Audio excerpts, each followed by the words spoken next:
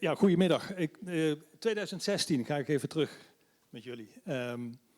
Toen was ik bezig zeg maar, om iets te schrijven over Limburgse wijnen. En ja, er was eigenlijk weinig. Dus ik ging Limburgse wijnboeren bezoeken.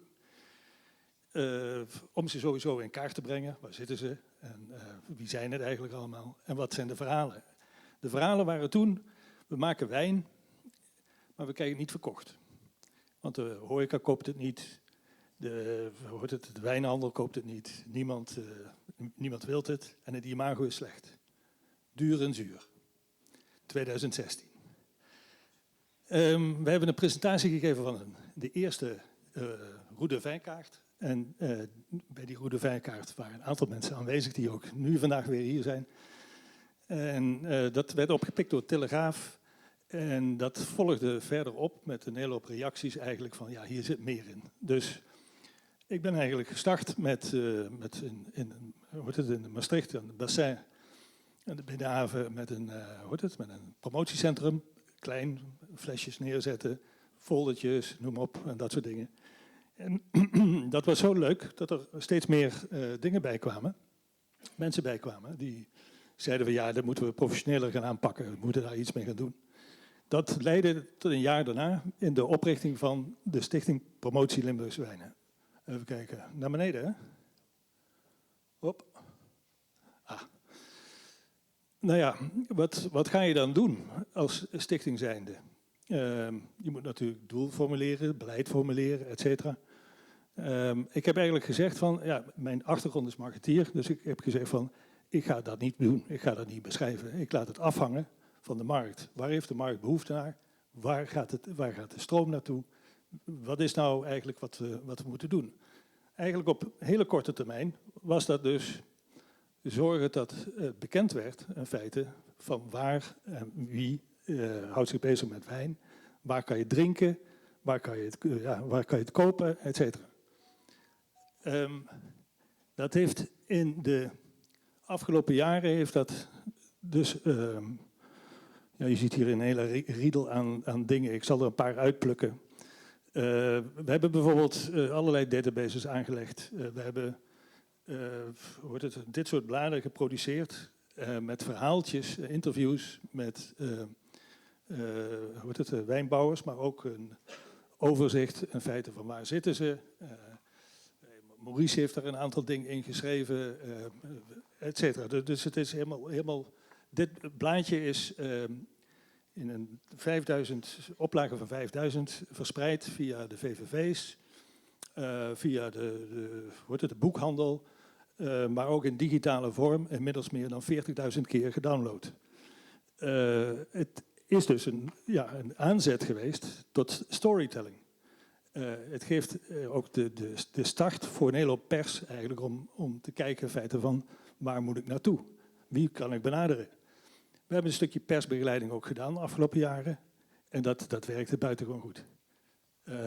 Even kijken, hup. Oh ja, we hebben ook een wijnclub. Dat is dit kaartje. Stel niet veel voor misschien, maar inmiddels meer dan 3.500 leden.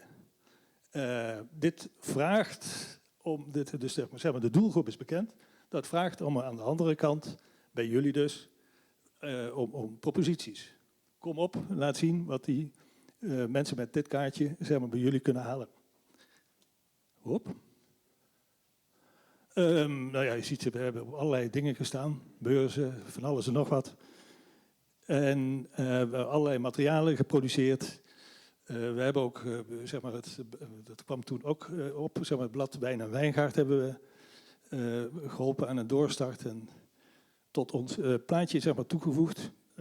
Daardoor hadden we de ingang, zowel in Nederland als in België, bij allerlei wijnboeren, maar ook bij de leveranciers die daar een voordeel bij hebben om dingen die ontwikkeld moesten worden. Je probeert partijen eigenlijk bij elkaar te brengen. Samenwerking met allerlei organisaties. Ja, ik pluk er eentje uit.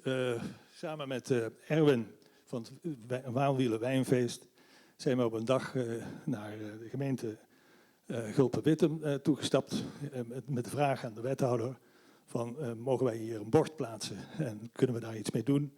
En dat is eigenlijk de aanzet geweest, hoop ik dat Sanne dat zal beamen, tot de Route de Vin, de wandelroutes die uiteindelijk zijn door de Visit Zuid-Limburg zeg maar, zijn ontwikkeld, samen met de gemeentes, samen met de wijnboeren, et cetera. Dus het echt een mooi verhaal, in feite van hoe kan je nou een vliegwiel eigenlijk aan de praat krijgen.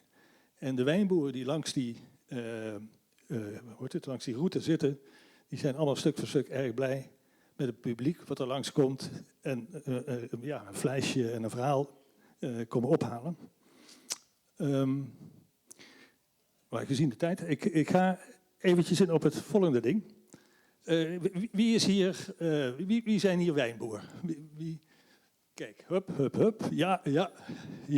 Heel goed.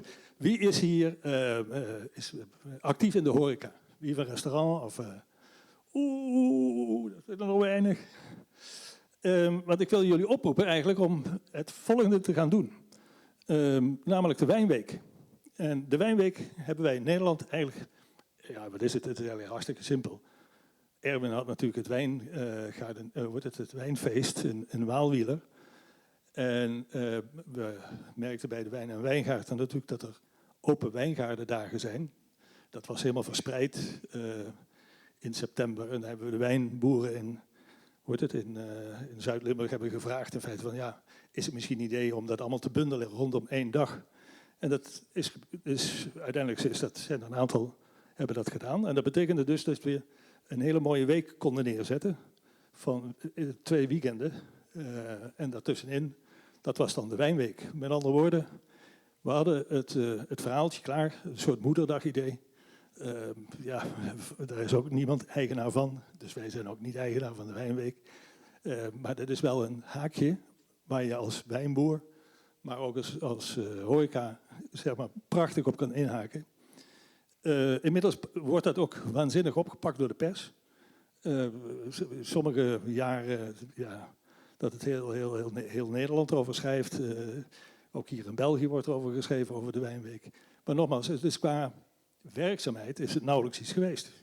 Het is een haakje wat je neer kan zetten om mensen te enthousiasmeren. Dit zijn de dingen die we willen doen. Onder meer gebruiken we zeg maar, de reputatie van echte voorbeelden mensen die dus ook daadwerkelijk zeg maar, veel hebben gedaan in de wijn, in de bekendheid van de Limburgse wijn. Dus dat zijn de zogeheten ambassadeurs van de Limburgse wijn. Dat doen we samen met Chapeau Magazine. Dus zij kwamen met het idee, we zeiden van oké, laten we dat samen oppakken. Zo zijn er meerdere dingen eigenlijk neergezet richting winkels en horeca. We hebben een stickertje bijvoorbeeld. Wij schenken Limburgse wijn voor de horeca. Of wij verkopen Limburgse wijn. Dat ze dat kenbaar kunnen maken. En we begeleiden natuurlijk vrij veel pers ook naar de goede adressen. Inmiddels wordt dat steeds minder. Gewoon omdat iedereen langzamerhand de weg wel begint te weten. Hop. Nou, de voordelen eigenlijk voor, als we dat hier in België zouden starten, voor wijnboeren hier, is meer publiciteit, meer bezoekers op je gaard, directe verkoop dus stimulerend, meer terugkerende gasten, klanten, weinig moeite, et cetera. En wanneer is het dan? Dit jaar is het 20 september tot 29 september.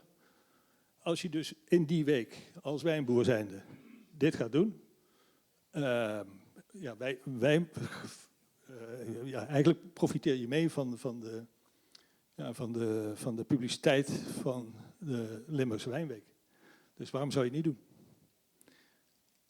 Dank jullie wel.